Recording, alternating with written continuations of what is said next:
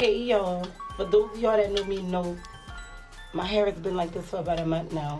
Next morning, my little girl, I'm waking up for school. My little girl said, Ma, you see how many views you have on this video? Girl, you just went viral. I'm sitting there like, but can somebody tell me what to do to get this out of my head? Hey, I'm Tessica Brown, and this is I Went Viral. When I do my hair, I like to, finish it off with a little Got to Be glue spray. Just to keep it in place. When I went to use the spray, it was air.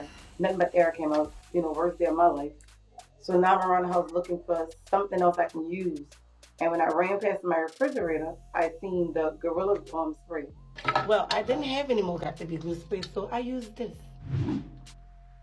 Gorilla glue spray. Bad, bad, bad idea. So, I just thought, I can spray this, and by the time I come home, I can just wash it out. But once I got home, it did not wash out. My hair, it don't move. You hear what I'm telling you? It don't move. We ran out of ideas. I've washed my hair 15 times, and it don't move. Stiff wear. Woo! We didn't know what else to do. Like, I waited a week before I even called my mama and told her that my hair was stuck. We exhausted, like, everything to do. So that's the reason I went to social media, for somebody out there to let me know, what I can use to get it off my head. Look, y'all, look, you wipe it off and nothing happens. Before I even posted the video, I knew I was gonna get, backlash. So, I was ready for it. Bad, bad, bad idea. Well, listen, the reason I went to the hospital, because I started doing some of the things that they told me on social media. Then it just got worse. Like, it started getting sticky, but then the next day it'll be hard again.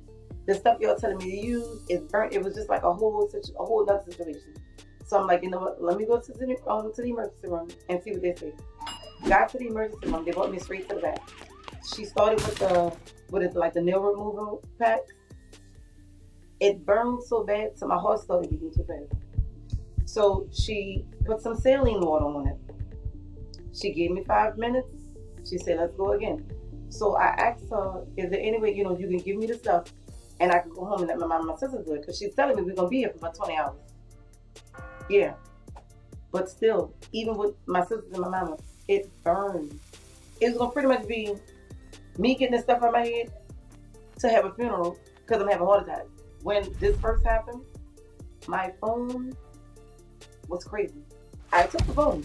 I threw the phone. I'm done. I had a hood. I put it over my head. I'm done with the phone. Well, the phone started ringing. My little girl bought me the phone. I answered the phone, I'm not gonna lie, with a big attitude. But it was Miss Gina. Miss Gina is management. And she said, I see what's going on. I can help you. I can take over your emails. I can do all of this stuff for you. This lady called me out of nowhere. And again, I feel like she was sick. Because at this point, I was pretty much on the verge of a nervous breakdown. Because, it was really, really, really too much. So then she called me, I think the next day, and said she have a doctor out in California, Dr. Obang, that wants to do the procedure, and he wants to do it for free. And that was it. 2 days later, I was on a plane. When I got there, first and foremost, he gave me the corona test. He ended up having to give me, I don't even know what it was, but to calm my nerves, because I pretty much was all over the place. And really and truly, it was because I just knew when I wake up, I was going to be like bald. They brought me in the room. They put me to sleep. He got it out. When I woke up and I went to the mirror, it pretty much was like Christmas morning. I don't think people will understand that I couldn't touch the inside of my head. And for me to be able to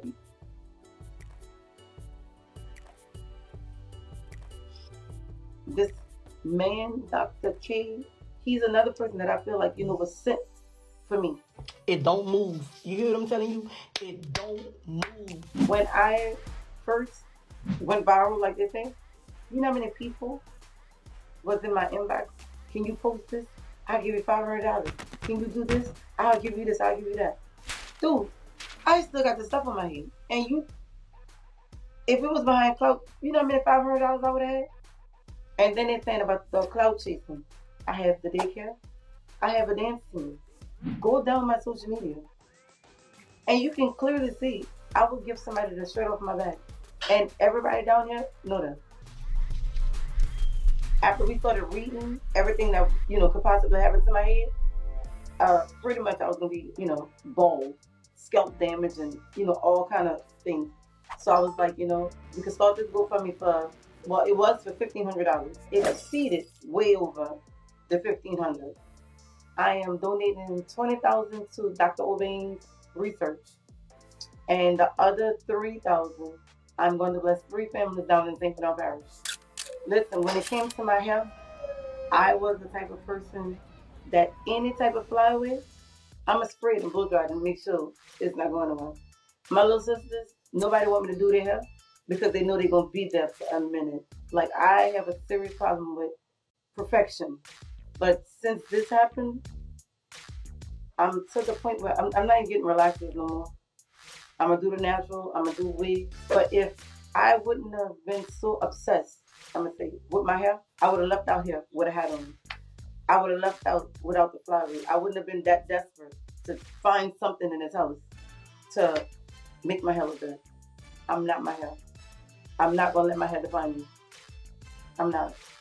To go through everything I went through for my ponytail to stay in place, it's really not that serious. If people, only going to look at your hair, then you have a bigger issues than, your hair.